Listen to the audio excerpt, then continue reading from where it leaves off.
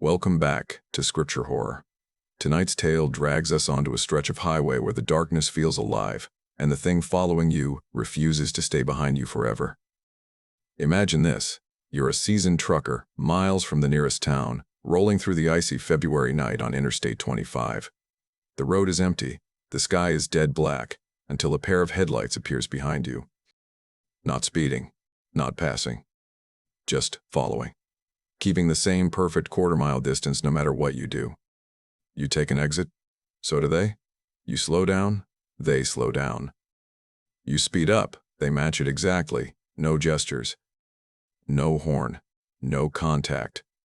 Just a hollow-faced figure in a battered white sedan, staring at you through the windshield like they already know who you are, and everything about your life. What starts as one strange night becomes a recurring nightmare. Same car, same driver, same hour of the night, like clockwork. And the scariest part? Mike wasn't the only one. Other truckers saw the same sedan.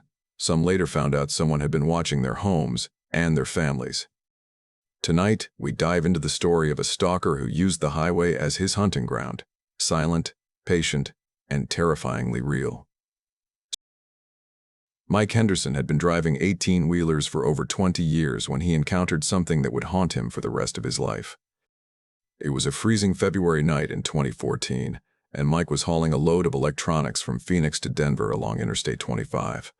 As an experienced night driver, he was used to isolation, endless stretches of dark highway, and the strange characters that came out after midnight. But nothing prepared him for what happened during those terrifying hours between 1 a.m. and dawn. The trouble began just outside Albuquerque, New Mexico. Mike pulled into a truck stop to grab coffee and check his logbook. The lot was mostly empty except for a couple of rigs and a scattering of passenger cars. But one vehicle immediately caught his attention, a beat-up white sedan parked near the shadows at the far edge of the lot. Broken vehicles weren't unusual at truck stops, but there was something off about this one. What made Mike's skin crawl was the figure sitting motionless behind the wheel. The person looked like a middle-aged man with stringy hair and hollow cheeks. Even from a distance of 50 yards, Mike felt the intensity of the man's stare pressing into him through the windshield. It was cold, unblinking, and wrong in a way he couldn't explain. He tried to shake it off as exhaustion, finished his business quickly, and climbed into his cab. As he pulled out of the lot and merged back onto I-25 northbound, he checked his mirrors. The white sedan was following him. At first, he told himself it was a coincidence. Maybe the guy was heading north too. But as the miles rolled by, a pattern emerged. The sedan maintained a precise distance of about a quarter-mile behind his trailer. When Mike sped up, it sped up. When he slowed down, it slowed down. When he changed lanes, it changed lanes. The headlights stayed fixed in his mirrors like a pair of watchful eyes. The tension built in his chest, spreading slowly through his ribs like ice. He kept checking the mirrors, hoping the car would back off, but it never did. Around 1:40 a.m., Mike decided to test his suspicion. He took an exit into the quiet streets of Santa Rosa, driving a full loop through the small town before re-entering the interstate. His heart dropped when he saw the sedan take every turn he took, never getting closer, never falling behind, shadowing him with surgical precision. His hands began to sweat on the steering wheel. This wasn't random. Someone was deliberately stalking him. The psychological pressure was immense. Every time he glanced at the rear view, those lights were there, unwavering. He keyed his CB radio, hoping another trucker was awake and within range, but the late hour left mostly silence and static. The isolation felt crushing. No one around him, no witnesses, no backup, just an endless black stretch of highway and a stranger who refused to leave him alone. And what made it even worse was the driver's behavior. Normal stalkers might try to pass, flash their lights, make threats, or attempt contact. But this person did none of that. Instead, they followed silently, maintaining perfect distance with the patience of a predator. It wasn't angry. It wasn't reckless. It was calculated. Mike's mind raced with possibilities. Was it a serial killer targeting truck drivers? He'd heard dark rumors, highway killers who hunted drivers in empty stretches of America. Or was it someone trying to rob him? Steal his cargo? Or was it something worse, something organized, something involving more people, more vehicles, and this was just the beginning of an elaborate trap? By 3:00 a.m., Mike was fighting panic. His coffee had gone cold, his throat felt dry. His radio hissed useless static, and still, the same headlights hovered behind him like an omen. He considered calling 911 but hesitated. What would he even say? A car is following me on the highway? To any dispatcher it would sound paranoid or trivial. No laws were being broken. At least, not yet. Then, something changed. As they approached the Colorado border, the sedan began to close in. Slowly, methodically, it crept closer to Mike's trailer. A quarter-mile shrank to 200 yards, then 100, then 50. Mike's heart hammered in his chest. After hours of maintaining distance, why was the stalker closing in now? His pulse thudded in his ears as he gripped the wheel. The car rose closer, its headlights swallowing more of his mirrors, until the answer came into view. A rest area appeared just past the border. Mike passed by it, holding steady in his lane. As he watched in the mirror, the white sedan veered off the exit, disappearing into the darkness without hesitation. Relief washed over him in a dizzying wave, hot, overwhelming, and shaky. He let out a sound somewhere between a breath and a sob. The nightmare was over, but it wasn't. 2 weeks later, Mike ran the same Phoenix to Denver route. Different load, different weather, different night. But when he checked his mirrors south of Albuquerque around 1 a.m., his stomach turned to stone. A familiar white sedan was following him at the same precise quarter-mile distance, the same hollow-faced driver, the same methodical tracking. This time, Mike was ready. His phone was charged. 911 was one tap away. But again, the sedan followed for hours without making any threatening moves. Again, it vanished at the Colorado border. And again, Mike was left with dread gnawing through him. What kind of person spent entire nights following random truckers? What was the point? Was he being targeted? Was this part of something larger? The pattern was too deliberate to ignore. The third encounter happened a month later. By then, Mike had reached a breaking point. He had spent hours researching cases, scanning forums, and calling other drivers. The truth he uncovered chilled him deeper than anything he had imagined. He wasn't alone. Over the course of 2013 and 2014, at least 7 other truckers reported being followed by a white sedan on the same stretch of I-25 through New Mexico. Same early morning hours, same perfect tracking distance, same behavior, and the same disappearance at the Colorado border. But the most disturbing part came from 2 drivers who continued digging after their encounters. They discovered someone had been researching them deeply. Home addresses, family members, schedules, personal routes. One trucker found footprints in the mud outside his house. Another discovered his wife had been followed to her job for several days. The stalking wasn't random. It wasn't harassment. It wasn't a prank. It was reconnaissance. Someone was using the interstate as a hunting ground, identifying isolated drivers, learning their habits, collecting personal information, and building profiles. The hours of silent following weren't intimidation. They were investigation. But no one knew for what purpose. Mike reported everything to multiple law enforcement agencies. But without a license plate, without direct threat, without physical evidence, the case went nowhere. And just as suddenly as the encounters began, they stopped. Late in 2014, the white sedan never appeared again.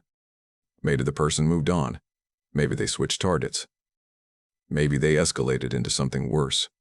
Or maybe they're still out there, cruising different highways, stalking different truckers, watching different drivers through the windshield in the dead hours of the night. The experience changed Mike forever. He installed multiple dash cameras.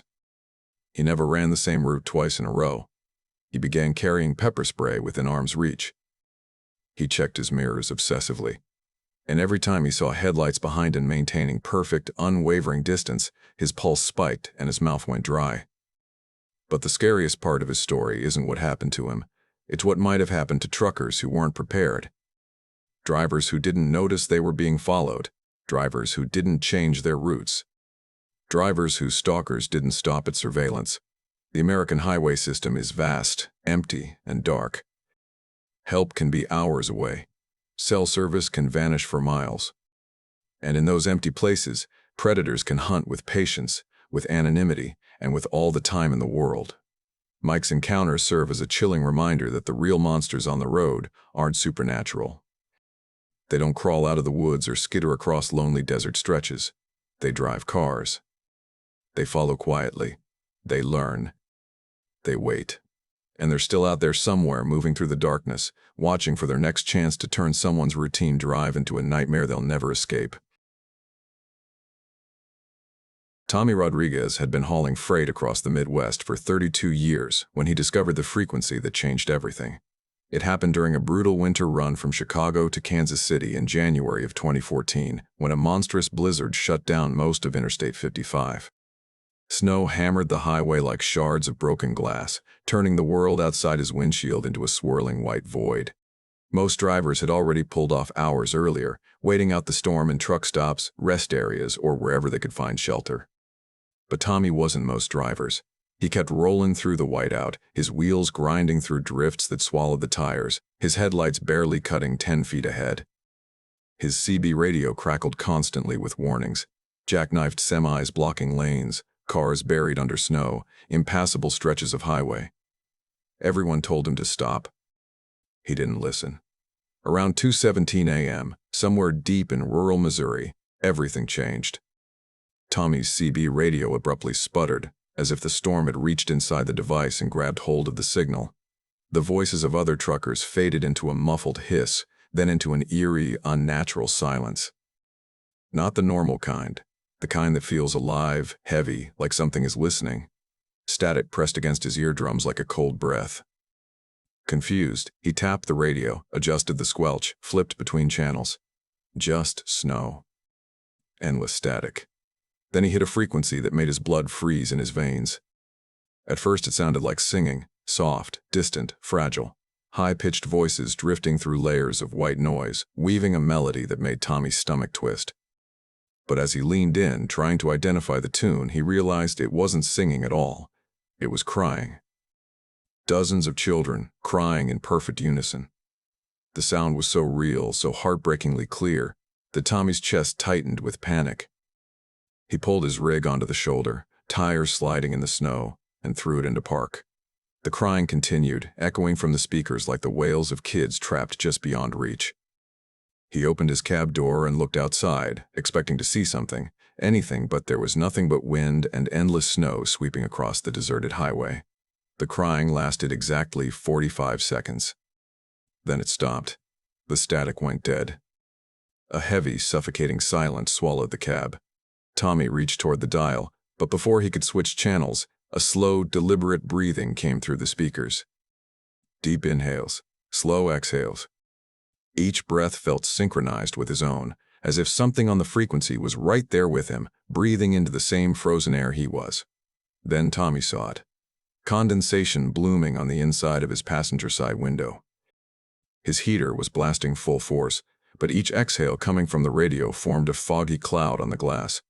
He watched, frozen in disbelief, as the condensation slowly shaped itself into words. "Help us." The message lingered, then faded into the frost. Tommy scrambled for his phone to record what was happening, but the moment he touched it, the screen went black. Not low battery dead. Completely drained. He pressed the power button, held it down. Nothing. He checked his dashboard next, and his truck's electronics flickered weakly, like the battery was being sucked dry by something invisible.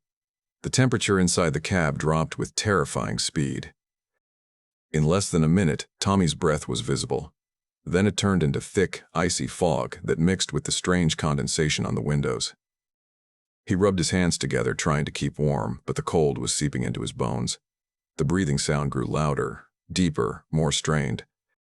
Then came the scratching, slow, deliberate scraping, like fingernails dragging across the inside of the speaker grill. "Please, don't leave us." Tommy flinched so hard the radio nearly fell off its mount. Dozens of tiny voices whispered over one another, forming an overlapping chorus of desperation. "It's cold. We can't find home. We're lost. Please, mister, please help us." Hands trembling, Tommy rotated the dial, flipping through every channel he could reach. But the voices followed.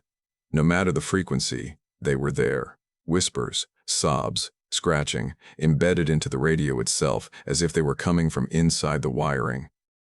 Then one voice cut through the chaos. A girl. Maybe 6 or 7 years old. She said his name. Tommy Rodriguez. His blood turned to ice.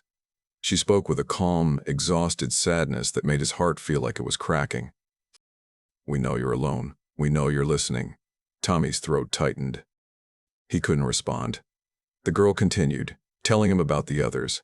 Dozens of children who had gotten lost in Midwest blizzards over the past 60 years. Children whose bodies were never found. Children who wandered into storms and vanished without a trace. They were still out there, she said. Still trapped. Still freezing. Still waiting for someone to hear them.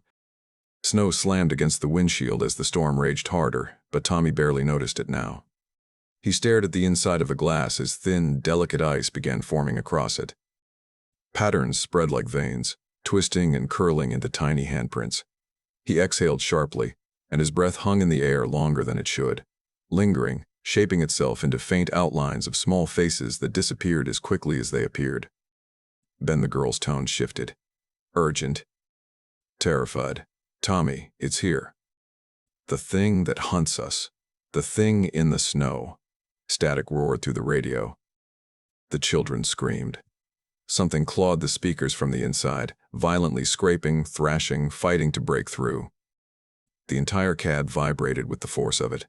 The ice on the windows cracked into spiderweb fractures. Through the broken patterns, Tommy saw something outside the truck. Eyes. Glowing. Watching him from the swirling darkness. His truck engine sputtered, coughed, and died. The lights went out. The heater stopped. The cab plunged into a suffocating darkness so complete Tommy couldn't see his hands in front of his face. The only sounds were the howling wind around the truck and the terrified sobs of the invisible children. The cold smothered him instantly. His fingertips went numb. His toes followed. His lips stiffened. Frost crept along the dashboard. His breath came out as shaky plumes of white vapor that didn't drift away. They hovered, suspended, forming faint outlines of open mouths as if something was breathing through him. The girl spoke one final time, barely a whisper. "Don't let it take you too. Turn off the radio. Please, Tommy, save yourself." Every muscle in his body felt frozen solid, but he forced himself to move. Gasping, shaking, he lunged forward, grabbed the CB radio, and ripped the power cord out with everything he had left. Silence. Instant, absolute silence.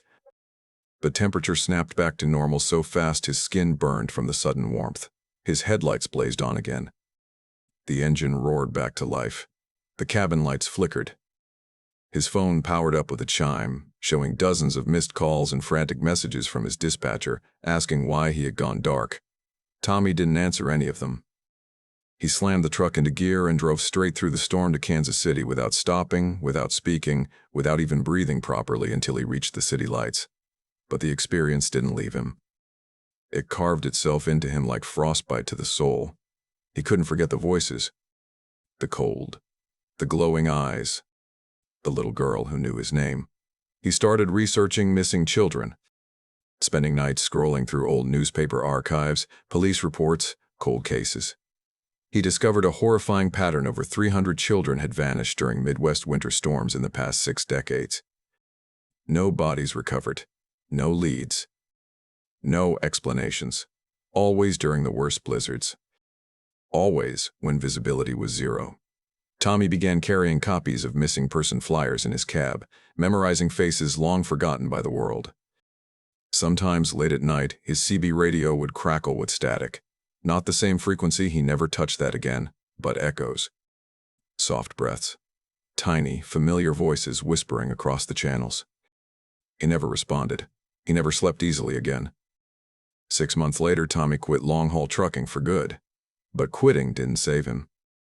At night, he still wakes in a cold sweat, breath fogging the air of his bedroom even when the heat is on full blast. Ice crystals form on his window, delicate handprints appearing and fading before he can turn on the light. He knows the frequency is still out there, waiting for the next lonely driver. Waiting for someone else desperate enough or unlucky enough to tune into the endless winter where lost children cry out through the static and where something far worse hunts them through a darkness that never ends. He prays no one ever hears it again. But deep down, Tommy knows the truth. The voices aren't gone. They're just waiting. Danny Walsh had spent more of his life on Interstate 80 than he had in his own home. For 12 straight years, he hauled produce from Sacramento to Reno twice a week, running the same stretch of highway until he knew every bend, every climb, every mile marker the way a sailor knows the shape of the stars. The Sierra Nevada could be harsh, unpredictable, even dangerous, but Danny had driven them so long that the mountains felt like familiar company. That's why what happened on a fog-soaked October night in 2019 broke something inside him, something he never quite got back. It began around 2:14 a.m. Danny was already deep into the mountain climb, his 18-wheeler groaning under a load of refrigerated fruit. A suffocating fog pressed in around him, thicker than anything he'd seen all year. Visibility dropped to 20, maybe 30 feet. The whiteout was so complete, it looked like he was driving inside a cloud. He flicked on his hazard lights, slowed to a crawl, and leaned forward in his seat, as if that might somehow help him see farther into the swirling gray. Fog like that made even veteran drivers nervous. You never knew if a stalled car, a fallen tree, or a wrecked semi was only seconds ahead. Danny kept one hand on the wheel and the other hovering near the radio. The mountain silence pressed around him. His engine rumbled low, his tires whispered over the pavement, and every tiny sound felt muffled, as if the fog wasn't just hiding the world, but swallowing it. He rounded a gentle curve and saw a white glow cutting through the thickness ahead. A mile marker. He eased closer, squinting, trying to make out the number. When the fog shifted just enough for his headlights to hit it cleanly, Danny's breath stalled in his throat. Mile 239. That wasn't possible. Mile 239 did not exist on Interstate 80. It never had. Danny knew the numbering by heart. Mile 238 sat just before the Cisco Grove exit, and Mile 240 was near the turnoff for Soda Springs. There was no space, no physical room for a Mile 239. But the sign stood tall and solid on the shoulder of the highway, identical to all the others, green background, white lettering, perfectly reflective paint. Danny slowed even more, blinking hard, convinced he was imagining it. He wasn't. As he rolled past the impossible mile marker, something in the world shifted. The fog thickened instantly, so dense that his headlights were swallowed before they reached the pavement. The sounds of the road dimmed, growing hollow and distant. His engine no longer felt like it was rumbling under him, but echoing from somewhere far away. Even the low hum of his tires against the asphalt faded, as if he were driving over something softer than road. Then he saw the hitchhiker. A figure stood motionless on the shoulder, one arm extended, thumb raised. A perfect silhouette carved out of the fog. When Danny's headlights swept over it, the figure didn't move, not even a twitch. It was impossible to see details. No face. No clothing. No reflection from the eyes. Just a human shape that seemed to drink in the light instead of reflecting it. Danny had seen plenty of hitchhikers during night runs, some drunk, some desperate, some just looking for a ride. But this one felt different, wrong. Too still, too dark, too perfectly placed. A half-mile later, through fog that felt like wet cement, he saw another one. Same posture, same stillness. Same eerie, light-absorbing quality, as if someone had copied the first figure and pasted it farther up the road. Then came another. And another. Soon, Danny was passing them every few hundred yards, each one frozen with its thumb raised, each one identical in shape and size. The fog distorted distance so badly that he sometimes wasn't sure if he was driving past new hitchhikers or seeing the same ones again and again. The road stretched on endlessly, the curves and climbs no longer matching anything he recognized. His odometer claimed he'd driven less than a mile since passing Mile 239, but Danny felt like he'd been on that same stretch of road for an hour. His CB radio crackled suddenly, sharp enough to make him flinch. Then nothing. Dead silence. Even Channel 19, usually packed with chatter, was hollow and empty. He clicked through frequencies, one after another, but all of them were the same, static and distant, disjointed bursts of sound that didn't resemble human speech. His GPS blinked, screen fading to black before flashing a message he'd never seen in his life. Location not found. He checked the truck's built-in navigation system. It showed nothing but question marks where the highway number should be. It was as if every device on board was telling him the same thing: you are nowhere. The hitchhikers changed. For the first time, they moved. As Danny rolled past another figure, its head turned slowly, tracking him. He couldn't see a face, but he felt the eyes, felt them lock onto him like cold steel. Another figure turned its head, then another. Soon everyone he passed was watching him, their faces swallowed by fog, their bodies motionless except for the eerie turning of their heads. He pressed the accelerator slightly, desperate to push forward, to escape the suffocating stretch of road. The hitchhikers responded. Some stepped closer to the shoulder. Others drifted toward the center line, forcing him to swerve around them. A few walked in perfect sync with his truck, keeping pace with impossible ease, their footsteps somehow audible over the roar of his engine light, steady, rhythmic taps that shouldn't have been possible through fog this thick. Danny flicked desperate glances at his mirrors and wished he hadn't. The hitchhikers were following him. Dozens at first, then more. A procession of human-shaped shadows trailing behind his trailer, appearing and disappearing in the fog, as if stepping out of one pocket of darkness into another. By the time he passed a marker reading mile 239.4, there were hundreds. They lined the shoulders like silent spectators, rows and rows of them, all turned toward his truck. The fog glowed faintly with the reflection of his hazard lights, giving the world a sickly, floating quality. Danny kept his eyes locked on the barely visible lane reflectors because they were the only proof that a road still existed beneath him. Mile 239.26. Mile 239.28. Mile 239.29. The markers rose ahead of him, tiny fractions climbing in impossible increments. Danny realized with a sinking dread that the mile wasn't behaving like a mile. Distance itself had stretched, warped, elongated into something unnatural. He wasn't driving forward anymore. He was circling inside a loop, one that refused to end. Mile 240, he whispered to himself, fingers tight on the steering wheel. Come on, come on. It appeared. Just like that. No build-up. No transition. The real mile 240 snapped into view through the thinning fog, standing tall in exactly the place it should be, crisp and normal and solid. And instantly, the world snapped back. The fog vanished like a curtain yanked open. The hitchhikers disappeared in an instant, their silhouettes dissolving into thin air. Sound rushed back all at once, the steady rumble of the engine, the grind of his tires, the chatter on the CB radio. His GPS blinked to life, showing his exact location on Interstate 80. The headlights stretched normally across the pavement again. Everything was suddenly, jarringly ordinary.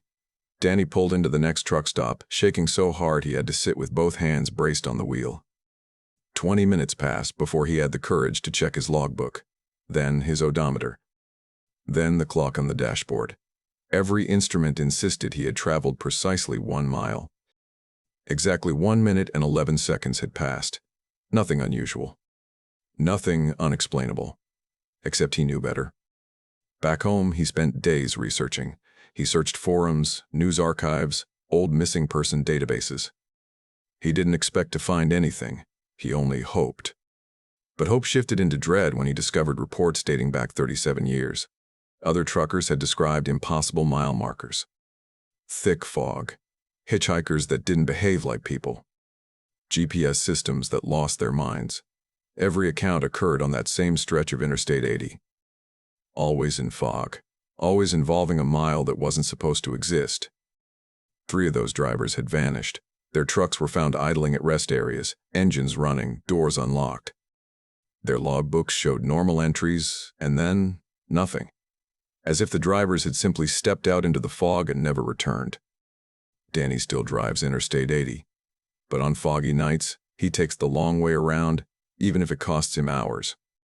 Even if it costs him pay. He's heard other truckers whisper about mile 239 on late-night radio. Stories of drivers looping the same mile over and over. Stories of hitchhikers who weren't human. Stories of those who escaped, and those who didn't. And on the clearest nights, when the road stretches empty under the stars and the mountains are nothing but shadows, Danny sometimes feels something in his peripheral vision. A figure on the shoulder, perfectly still. Thumb raised, waiting. Waiting for the next driver who enters the fog. Waiting for the next one who sees the mile marker that isn't on any map. Waiting for the one who won't escape. Jake Morrison had pulled into thousands of truck stops during his 15-year career, hauling freight from one end of the country to the other, but he had never seen anything quite like the Sunset Ridge Travel Plaza. It appeared in his headlights around 2:14 a.m. On a moonless night in rural Nebraska, a massive structure rising out of the darkness like it had grown straight from the asphalt. There was no warning sign, no exit marker, no mention on his GPS. One moment the highway ahead was empty. The next, this sprawling complex of fuel pumps, parking spaces, and a giant main building gleamed under two towering floodlights that cut through the darkness like search beams. What hit Jake first wasn't the size. It was the perfection. Most truck stops aged fast. Cracked pavement, rust around the pump bases, neon signs buzzing half-dead letters. But Sunset Ridge looked brand new, spotless in a way that made the hair rise on the back of Jake's neck. The parking lot was smooth, freshly painted, without a single stain or skid mark. The pumps looked like retro designs from the 1980s, shiny chrome and bright red paint, as if they had rolled off an assembly line minutes ago. But the most unsettling part wasn't the perfection. It was the emptiness. No cars, no semis, no sound except the hum of the lights slicing the night. Jake slowed his rig, glancing around the lot. Everything was lit up like noon, yet not a single person moved inside the building. For a place this big, this bright, this perfect, the silence was wrong. But Jake needed fuel, and he'd been holding his bladder since the last rest area, so he guided his truck toward one of the front spots. The minute he opened his door, the air felt different, cooler, almost stale, like stepping inside a walk-in freezer. His boots echoed far too loudly on the pavement as he walked toward the sliding glass doors. They opened with a cheerful electronic chime, a sound that felt painfully out of place in the still night. Inside, fluorescent lights buzzed overhead, casting everything in a harsh white glow that made Jake's skin take on a sickly, pale tone. The store layout was familiar enough. Rows of snacks, aisles of drinks, a hot food counter, an arcade area, a couple of sad plastic tables. But something was off. Everything looked fine at first glance, but the closer Jake looked, the more wrong everything became. He wandered down the snack aisle and froze. The brands looked almost right, but not exactly. Snickers had become sneakers. There was a Kit Kat with 2 T's. A can of Poppy Cola with a logo identical to Pepsi, except for one subtle line curving the wrong way. He picked up a bag of chips and saw the expiration date, WOWOO. A prickling sensation crept up his neck. Behind the counter stood a clerk. The man didn't move until Jake approached. Then he smiled, a too wide, too perfect smile that stretched unnaturally across his face. His uniform was crisp and starched like he'd ironed it minutes ago. His name tag read Harold in neat block letters. But his eyes were entirely black. Not dark brown, not shadowed, black. Like someone had drilled 2 holes where his eyes should have been. "Welcome to Sunset Ridge," Harold said, his voice calm, polite, and wrong. It sounded like it was echoing from somewhere deep below the floor. "What can I get for you tonight?" Jake swallowed, trying not to stare at the man's eyes. "Just need the restroom. Maybe some coffee." Harold's smile didn't move, didn't even twitch. "Restrooms are down the hall, past the arcade. Coffee's fresh. Made it just for you." There was something about the phrase "just for you" that twisted Jake's stomach, but he nodded and headed toward the hallway. It stretched much farther back than the building should have allowed. The more he walked, the stranger it became. The walls were lined with framed photos, old, faded black and whites, Polaroids from the 70s, slightly more modern shots from the early 2000s. Every picture featured someone smiling at the camera, families with RVs, truck drivers holding coffee cups, teenagers posing beside their cars. But every single person in every single photo had Harold's black eyes. Jake walked faster. The restroom was spotless. Not clean spotless. A sterile, gleaming space that looked like no human being had ever used it. He splashed cold water on his face and gripped the sink, taking a shaky breath. When he lifted his head, he saw the reflection. Harold, standing behind him in the doorway, completely still. completely silent. Jake spun around. The doorway was empty. He didn't bother drying his hands. He hurried back to the front of the store, heart pounding. Harold stood exactly where Jake had left him, holding out a steaming cup of coffee. His smile, impossibly wide, his eyes, bottomless black. "Fresh and hot," Harold said. "Just how you like it." Something told Jake not to drink it. Something deep inside him screamed. But the smell. God, the smell. Rich, bold, perfect. Jake's mouth watered. Against his better judgment, against the fear clawing at his ribs, he bought the coffee. Harold's fingers brushed his palm during the exchange. They were ice cold, like touching a corpse. "Drive safe now," Harold said softly. "And remember, Sunset Ridge is always here when you need us. Always open, always waiting." Jake didn't look back.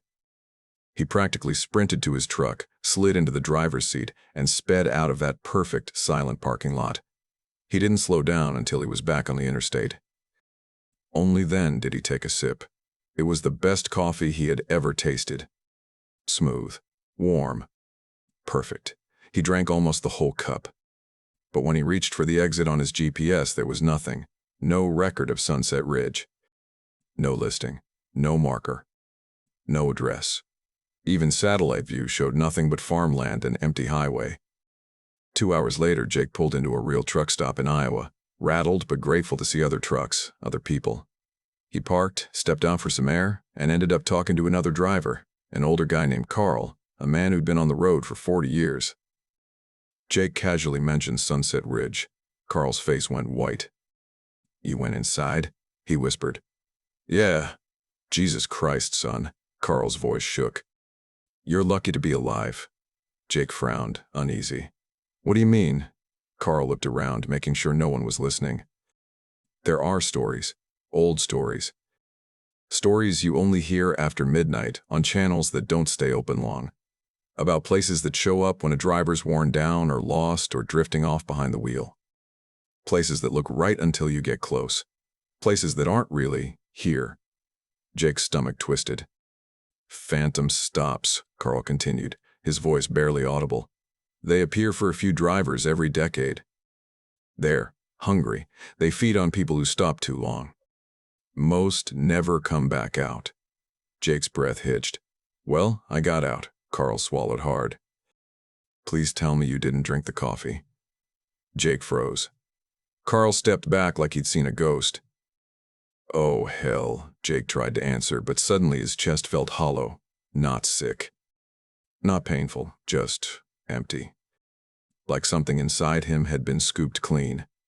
Over the next weeks, that emptiness grew. Food tasted like cardboard. No matter how much he slept, he woke up exhausted. He ate constantly but kept getting thinner. People stared at him. Some avoided him. And his eyes, the edges, looked darker every time he checked a mirror. At night, on lonely stretches of road, he found himself scanning the horizon for two bright lights. He took wrong turns without meaning to, ended up on roads he didn't remember entering. Something was calling him back, a craving deeper than hunger, deeper than thirst. He knew it was only a matter of time. 3 months later, his truck was found idling on a deserted stretch of Nebraska highway, driver's seat empty. Fuel tank mysteriously bone dry despite being filled that morning. His logbook showed impossible miles. His GPS showed he hadn't moved at all. But security camera footage from a nearby station captured something else. A brightly lit building appearing where there had been nothing minutes earlier. Jake walking toward it. Entering through sliding doors. Following a man in a pressed uniform toward a glowing coffee counter. 30 seconds later, the building vanished. And the highway was empty again. Yet on moonless nights, drivers still report seeing two brilliant floodlights ahead. A spotless parking lot. A perfect building. And Harold, his black eyes glistening, standing behind the counter with a fresh cup of coffee. Waiting. Always waiting. Rit Martinez had hauled everything during his long trucking career. Electronics, furniture, livestock, and even hazardous materials that needed special permits. But nothing he ever carried matched what he picked up from that dead-looking warehouse in Detroit on a freezing March night.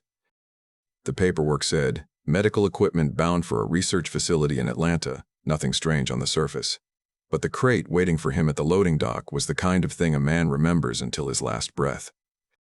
Two workers wearing surgical masks and latex gloves rolled out a single steel container big enough to fit a small car.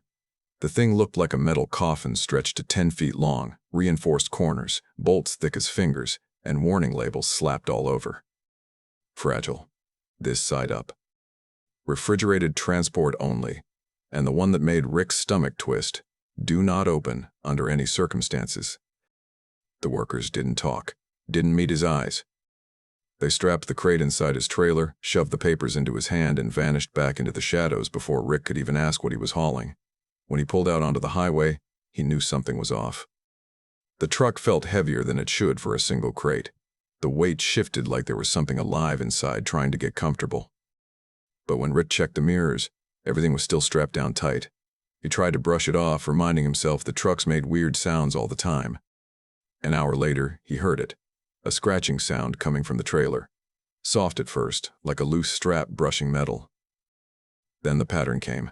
3 quick scratches. Pause. 3 more scratches. Pause. Like someone trapped inside, tapping out a rhythm, tapping out a message. Rick pulled into a rest area, heart pounding, breath shaking in the cold air. He circled his trailer with a flashlight, checking locks, straps, corners. The crate sat exactly where the warehouse workers had placed it, untouched. Nothing seemed wrong. But that scratching had been real. He felt it in his bones. Back inside his cab, he cranked the radio to drown out the thoughts. But traffic faded, night grew deeper, and mile after mile of empty road stretched ahead. The scratching returned. Louder. Sharp, persistent. Then came something worse. Whispers. At first he tried telling himself it was wind slipping through the trailer doors, but the moment he turned off the radio and leaned back, he heard actual voices. Real words. Some in English, others in languages he couldn't name. Men, women, young, old, all whispering at once. Pleading. Begging. Warning. Rick pulled into a truck stop outside Cincinnati and tried contacting the numbers on the manifest. Both dead. The company listed on the paper didn't exist online. The research facility address didn't match any real location. He was hauling something for people who didn't want to be found, moving cargo headed somewhere that wasn't real. And now the voices grew louder, clear as if they were sitting right behind him. One voice rose above the others, a young woman with a soft southern accent that froze Rick's heart. She sounded like his daughter. She begged him to open the crate, sobbing that she'd been trapped for so long she'd forgotten what sunlight looked like. She said she'd been taken from a hospital, told she was part of a medical study, and woke up in total darkness surrounded by others who'd been tricked the same way. Rick pressed his palms to his eyes, trying to breathe. Every instinct said, call the police. But what would he tell them? That he was hearing voices from inside a locked steel container?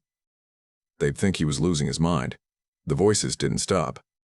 They told him about other drivers who tried to transport them, how those drivers went insane hearing pleas through the steel walls, how they eventually cracked the locks open and saw things no human should ever see. The voices talked about the research facility, about experiments done on people who were kept conscious but unable to scream. They described procedures that froze bodies between life and death. As the night dragged on, the temperature in Rick's cab dropped even though the heater blasted full power. Frost crawled across the inside of the glass, patterns shaped like fingerprints smeared across the windshield. The voices sharpened, losing the muffled quality. They sounded closer, like they were just inches behind him, separated by nothing but the thin wall of metal. By dawn, Rick's nerves were shredded. He hadn't slept. He hadn't eaten. The voices had whispered to him all night. Their names, their stories, how they ended up in this nightmare. The young woman begged again, voice trembling, saying she heard his footsteps. She knew he was outside the crate. She knew he could help. Rick couldn't take it anymore. He pulled into an abandoned truck stop, grabbed a crowbar, and walked to the trailer. His hands shook, but he jammed the bar under the lock and pried. The lid creaked as it opened. And the instant it cracked, the voices stopped. Silence hit him so hard his ears rang. Inside, thick, dry ice fog rolled out. The crate glowed faint blue from the freezing cold. As the vapor cleared, Rick saw medical equipment, tubes, wires, life support systems, tangled together like a nest. But it wasn't the equipment that made Rick drop the crowbar. It was what the machines were attached to. Bodies. Dozens of human bodies suspended in a clear chemical solution. Skin pale as marble, eyes wide open but empty, mouths frozen mid-scream. Their limbs were stiff, some bent like they'd been clawing at the walls when whatever happened to them began. Life support tubes fed into their veins. Monitors beeped softly, displaying vital signs that shouldn't be possible. Rick stumbled backward and slammed the lid closed, chest heaving, heart punching against his ribs. He locked it again, fumbled with the straps. But even as he shut it, he could still hear something. Not the voices of the bodies. Those were long gone. Something else lived in that crate, something hidden between the bodies. Something that had spoken to him through them, something that wasn't human. The whispers returned, not desperate now. Hungry, ancient. They promised to show him the truth, promised to end his loneliness, his fear, his exhaustion. Promised he could join them in the darkness, escape everything a man dreads about being alive. The crate rocked back and forth inside the trailer, metal straps groaning like something inside pressed against the walls, trying to break free. Rick ran back to his truck and drove straight to the nearest police station, shaking, sweating, rambling about voices and bodies. Officers followed him out, unlocked the trailer, and lifted the lid. They found exactly what the paperwork claimed. Legal medical equipment, properly documented, nothing unusual, no bodies, no chemical vats, no life support systems. Just monitors, scanners, surgical tools neatly packed. Everything normal. But Rick knew what he'd seen. He knew what he'd heard. And he knew that whatever had spoken to him wasn't gone. Even after they admitted him to a psychiatric facility, even after they took away his keys and sent him home in a clean white room, the voices still crawled into his mind late at night. They whispered about others just like him. Truckers hauling crates with warnings etched into steel. Drivers who drove lonely roads long enough to start hearing tapping from the back. People who cracked open lids they should have left sealed. Other truckers talk now. Loads that whisper. Cargo that moans. Trailers that shake without reason. Trucks found abandoned on long stretches of deserted highway, trailers opened, crates empty, only the sharp scent of preservative chemicals lingering in the air. Those voices are still traveling the highways, sealed in unmarked containers, waiting for the next hired driver. Waiting for someone alone enough to listen. They promise answers to questions no man wants answered. They promise peace from suffering. They promise freedom from fear. All you have to do is open the crate. All you have to do is listen when the cargo whispers back. Bobby Fletcher had been adjusting truck mirrors for years, but nothing in his long-haul career prepared him for what happened on his November run from Portland to Phoenix. It started so harmlessly he didn't even think twice. Just a quick side mirror replacement at a sketchy repair shop outside Bakersfield. The kind of place that stayed open all night and never cared who you were, where you got your parts, or how you paid. The flickering neon sign read, "Midnight Auto Repair," buzzing weakly like it was struggling to stay alive. Bobby had been fighting a vibrating loose mirror for weeks, blind spots creeping in whenever traffic got heavy. When he saw that shop glowing in the dark, it felt like a blessing. A stupid, cursed blessing. The mechanic who walked out looked like he hadn't slept in a month. Thin, greasy, teeth yellow like old bones. He only introduced himself as Pete, nothing more. He quoted a decent price, said he'd have Bobby back on the road in an hour. Seemed normal. Seemed harmless. Bobby sat in his cab, sipping stale coffee while Pete worked under the harsh floodlights. The replacement mirror looked standard enough, same size, same shape, same frame. But the moment Bobby climbed into his cab and adjusted it, something tightened in his chest. The reflection was too sharp, too clear. The shop lot was dim, barely lit, but the mirror showed every bolt, every oil stain, every crack in the pavement like it was high noon. He chalked it up to good glass and exhaustion. He'd been driving 14 hours straight, muscles twitching, brain fog thickening. Still, as he pulled back on the Highway 99, the unease didn't fade. If anything, it grew. Within minutes, he realized the new mirror wasn't matching his other mirrors. His standard mirrors showed the normal view, trailer, road, headlights behind him. But the new mirror, it showed movement where nothing was moving. Shadows darting between cars that vanished when he looked over his shoulder. Human shapes gliding too fast, too smooth, too wrong to be real. At first he blinked and shook his head, blaming fatigue. Long-haul drivers saw weird things when sleep deprivation kicked in. He'd hallucinated before, small things, nothing serious. But this was different. The mirror began revealing the inside of other vehicles. Bobby thought he was losing his mind when he passed a silver sedan and saw, clear as daylight, the driver slumped over the steering wheel, blood soaking his shirt. The sedan stayed perfectly centered in its lane, speed steady, windows clean. But in the mirror, the man's head hung sideways like his neck was broken. Bobby whipped his gaze to the real car, his heart pounding. The real driver was awake. Alert. Breathing. Not a drop of blood anywhere. He checked the mirror again. The dead version was still there. Mile after mile, the nightmare deepened. When he passed an SUV packed with a family, the mirror didn't show peaceful sleeping kids. It showed them screaming, eyes wide, mouths stretched in silent terror. Bobby's hands tightened on the wheel. He looked directly. The kids were out cold, slumped gently in their seats. No fear. No horror. The mirror wasn't lying, though. It was showing the truth that hid beneath the surface. A parallel layer of reality. Secrets people carried. Events that hadn't happened yet. Things that existed but weren't meant to be seen. That realization came only when Bobby dared to check his own trailer. He expected to see his cargo, furniture, appliances, the usual load. What he saw instead made his throat close. Dozens of pale figures clung to the outside of his trailer.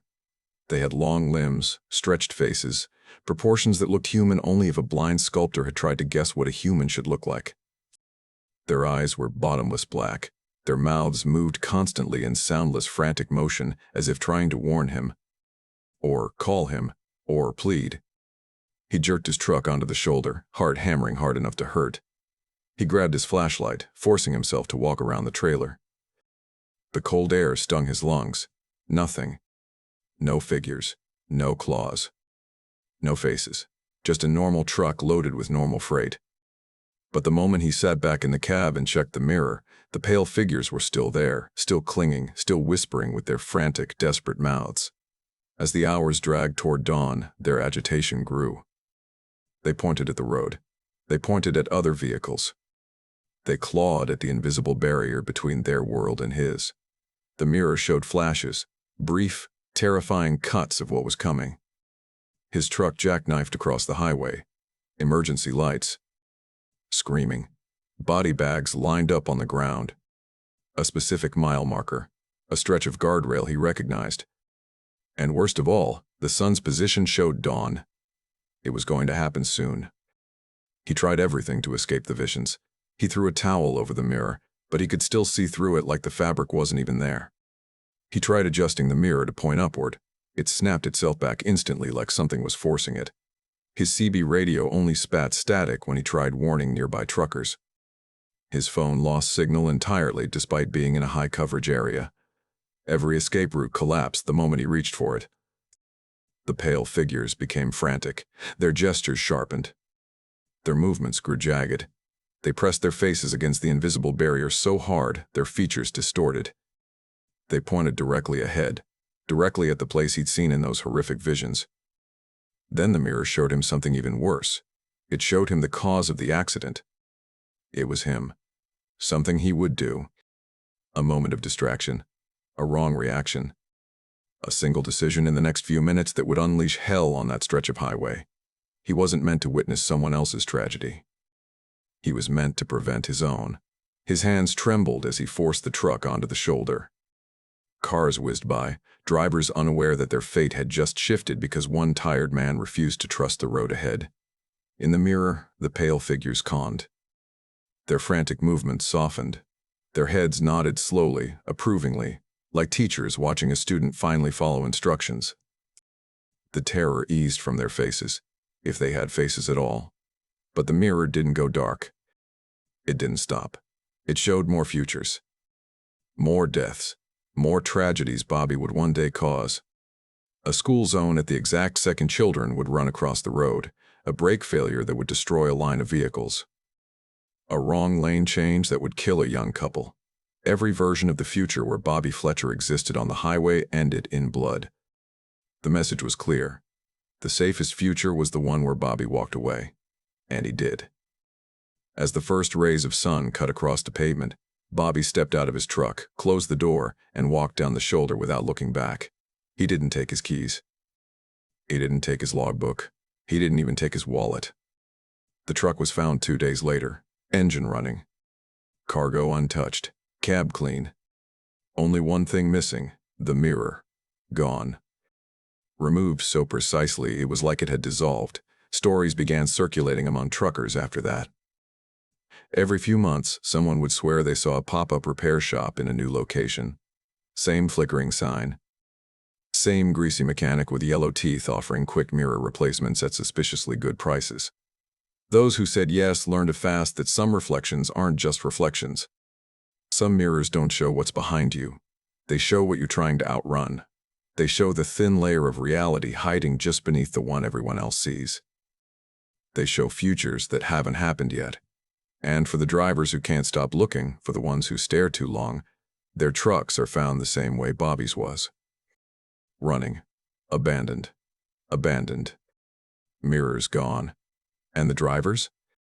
No one ever finds them. People say they end up on the other side of the reflection, trapped in the world where pale figures cling to metal, whisper warnings no one can hear, and the future writes itself in horrors too sharp to ignore. Some truckers keep driving. Some never check their mirrors again. And some, even now, swear that when the highway gets too dark and too quiet, they see movement in the corner of their eye, shapes that shouldn't be there, and reflections that don't belong to them.